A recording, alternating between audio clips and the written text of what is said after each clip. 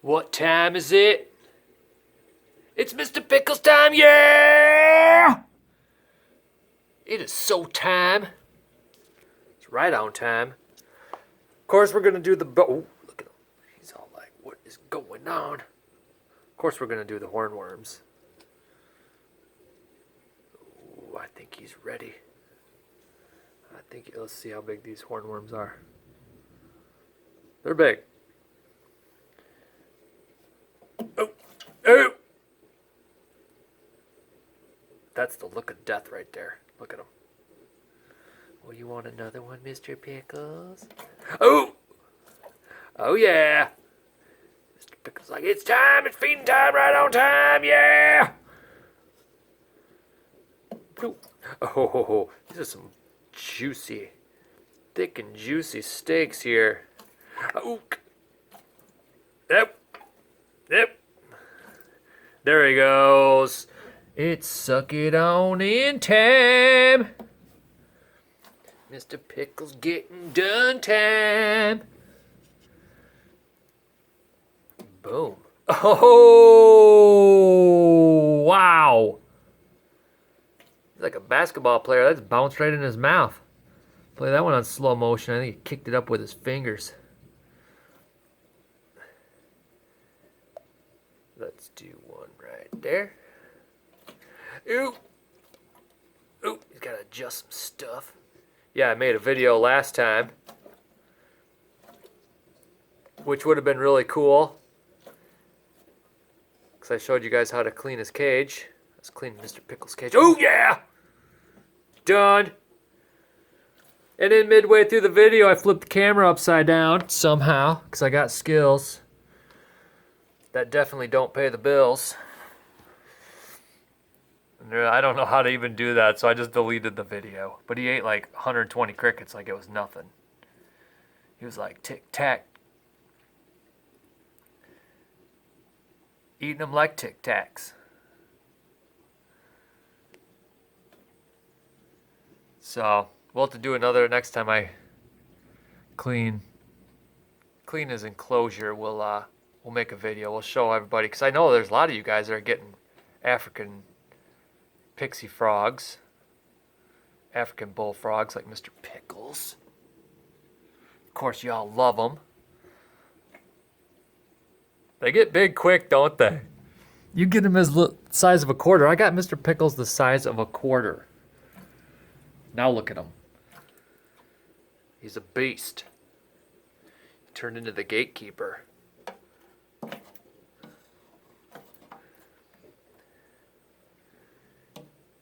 So, when they're little, I should make a video too, because when they're little, when you get a little baby, guys, look how big he gets.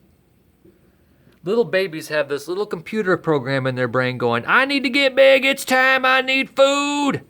Their body's in hyper grow mode. And I think that's kind of what separates the African bullfrogs from the horned frogs, because you can get big ornate horned frogs. Those are pretty cool. The Pac-Man frogs, those are really cool, but they don't get as big as Mr. Pickles. And when they're little, you can get away with feeding them like, once every 4 days. They don't seem to mind too much. But a lot of people lose their baby African bullfrogs because I don't think they feed enough. In fact, I tried one years ago, because I used to do a lot of Pac-Man frogs. I love them. I still love them. You guys are posting a lot of them on the forum too, and I'm like, yeah, love, right on. I love them, but I try to, I got like 2 Pac-Man frogs, babies, and then I ended up getting a African bullfrog too. I was like, ooh, yeah, because African bullfrogs are a little trickier to get. Not too many people breed these guys when, 5-6 years ago. Now it seems like a lot of people are. Oh, twofer! The Groupon has begun! Oh, no. So, and I didn't feed him. I fed him with the Pac-Man frogs, and he didn't make it. And so when we decided to get a family pet, again, now when I went to the store and they had a little African bullfrog, I was like, and I just fed him every other day. Maybe it's 4 crickets every other day. It doesn't, just so that they're eating every other day. Ooh, look at that. Hang in front of your mouth, Mr. Pickles. Open up the tunnel. Open up the hanger. I woke him up from his nap. Oh, yeah! Grabbed him by the face. And we can all see the success. So when you guys get one, just remember, takes a little bit, until they're about the size. I think once Mr. P got the size of a baseball, that's when you can you can start laying off. You're not in the, ooh, is he hungry? Because when they're little, they should be always hungry. And you guys got to have you can see I have an under tank heater on even his feed, this feed tank, just to keep them warm. But that's how they digest their foods. They need some heat. That pad gets about 81, 82 degrees. It's a 4-watt pad, I think. Sometimes the desert pads can get like 86 degrees. I've always used you might want to get like a rheostat and just turn it down. Plug the whatever under tank heater pad you got on, plug that into a little rheostat, and then you can dial the power down a little bit and just get it at I always kept mine at 81. I think things get up to 83 degrees, and that seems to do fine. So they can just sit and just digest their food, especially when they're eating so much. Because sometimes they'll get lethargic if they're not properly digesting their food. Mr. Pickles was babied and spoiled when he was a baby.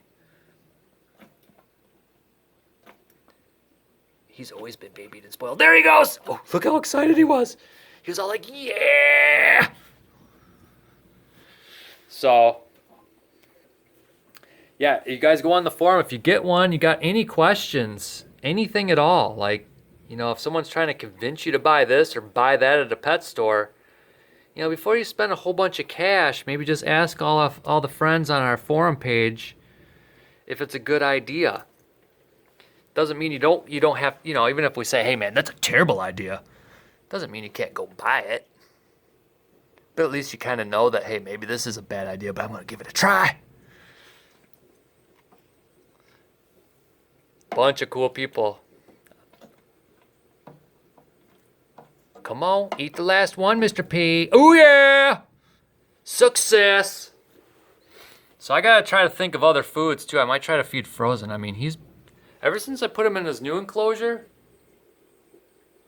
this winter, he's been a lot better. I mean, there's been a couple times where I had Frozen and he just wouldn't touch it, but then you feed him a live mouse and just kind of perks him right up for the next meal. Most winters, man, oh man, you have to feed him live the whole time, whereas he just is not interested. But this enclosure stays a lot warmer. I've put a lot of lights in there, and maybe that's just keeping them going, where the other enclosure I think maybe was on a different wall upstairs. Maybe it was a little cooler, so during the winter he kind of just hunkered down. So yeah, if you guys have one that's a little lethargic and just kind of acting sluggish, you don't have to crank the heat, but maybe just add a little bit more heat to it. Bump it up a couple degrees and just see if that helps. I also put them in baths. If they're not going to the bathroom, there's sometimes Mr. P gets constipated. Don't know why. And so then every day I'll put them in this feeding tank, even if I'm not going to feed them, and just put, just about eye level, that full of, I'd say 80-degree water, and just let them sit in it for like an hour.